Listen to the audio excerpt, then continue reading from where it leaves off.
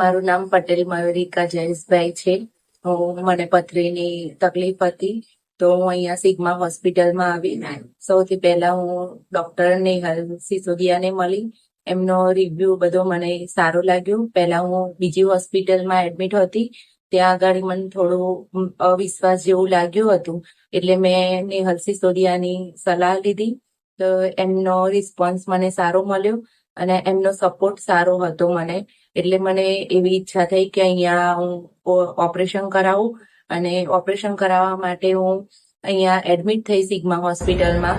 ત્યાં મને ઓટીમાં લઈ ગયા. ઓટીમાં લઈ ગયા પછી મને ડૉક્ટરનો રિસ્પોન્સ, એનેસ્થેસિયાવાળા અને હોસ્પિટલના બધા નર્સ સ્ટાફનો બધાનો રિસ્પોન્સ મને સારો મળ્યો.